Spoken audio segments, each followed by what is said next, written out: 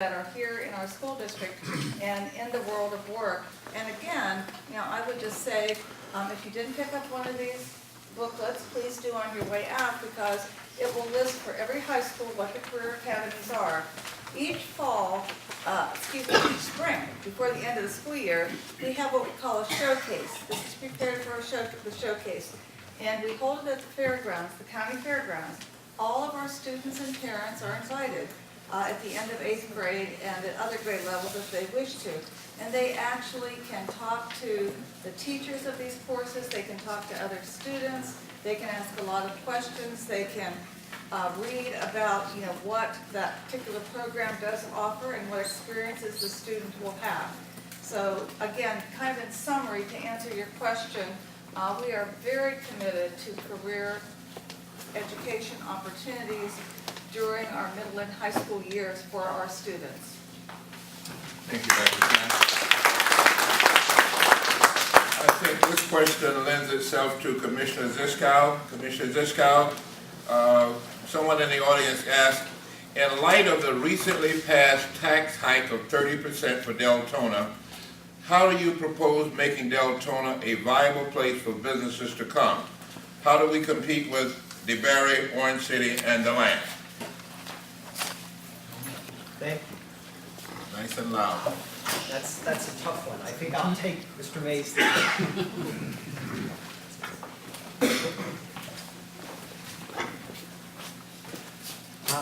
That's a problem, because there is no, thank you, Ms. Garrett. There is no substitute for low taxes when it comes to attracting new business. There's a lot of other cities and counties all over the United States that are competing with us to be more business friendly and lower tax. So that, and in fact, one of the members of our commission commented on it as he was voting for it. What happens when we run up against the 10 mil limit next year? So this is perceived to be a problem even by its supporters. The easy solution, the glib solution, which I realize isn't easy, is, well, reverse it, next year. But obviously, it's much easier to raise taxes than it is to lower them. I think the long-term solution is to be much more careful in the way we spend money. And that will allow us to lower taxes more easily and to be competitive. Let me give you an example. In principle, in my paper I speak about several capital projects that did not bring economic development to Deltona. I think that we can divide capital projects into two basic types, the attractions and the tools. If you remember the ad campaign by Allied Tire years ago, tires ain't pretty. Well, tools aren't pretty. They're created for a purpose. And a tool is something like a highway. On the other side of I-4, we have tools. We have Federal Highway 1792, we have I-4, and that's where businesses and jobs have grown up. The attraction, and this is one of the greatest, and this is one of the reasons that's kept me in Deltona so many years, is Dewey Boster Park. We have world-class soccer fields here. This is a quality of life type of capital project, which makes Deltona and the areas around it that have access more attractive to people that want to move into the neighborhood. But to move here from other parts of the country, they have to have a job. And so the attraction is the icing on the cake. The tool is the cake. Excuse me for mixing the metaphor. So I think if we start by being wiser in prioritizing our expenditures, we take the pressure off the city and county governments to raise taxes, we become more competitive, and one of those ways is by being much smarter in our choosing smaller, much more effective capital projects like roads. That's one of my favorites, and I hope to be able to speak about that more later. Thank you. Thank you. Pat, I think this is one for you, and I know it's very near and dear to you. It says, when would we have a hospital in Deltona for women and children, a clinic in Deltona, an advisory committee to assist people finding services they need. Services such as mental illness, a service to assist citizens to find, it looks like it says, homes, job, and looks like mental services. So did I muddle that question for you? You did, but that's okay, I'll take it from here. Okay, good. I serve on the Florida Hospital Fish Memorial Board of Directors as a community member, and we're very interested in providing services for the Deltona market. Next Friday, isn't it? Or is this Friday? This Friday. This Friday. There is, Florida Hospital has identified 3 areas where they want to put physician-based businesses, Doc in the Box, for services in Deltona. One of them, Jerry, is opening, it's on Elkham and Portland tomorrow. Tomorrow's Elkham and Howell. Elkham and Hallam. And there's Cortland and Hallam. Portland and Fort Smith, And Fort Smith. and then Providence and Doyle. Providence and Doyle, thank you. So they're centrally located, and so we're trying to bring services into this community.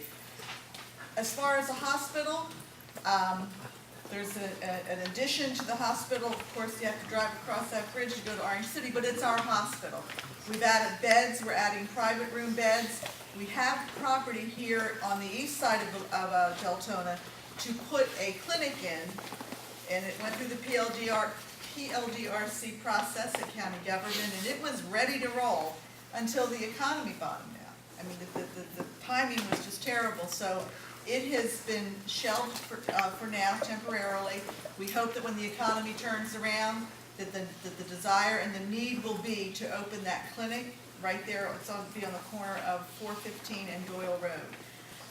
So we're working to bring services into Deltona.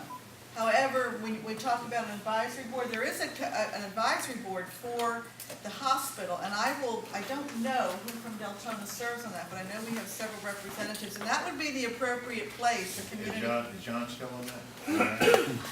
No, he's on the West Volusia Hospital Authority. That's your Okay. taxing district, by the way. Did you know that you have a taxing district that you pay taxes to, that funds indigent care? They're elected representatives, there's 5 of them. John Adams from Deltona serves on that board, and Dick Pierce, sitting down here, is a previous member of that board.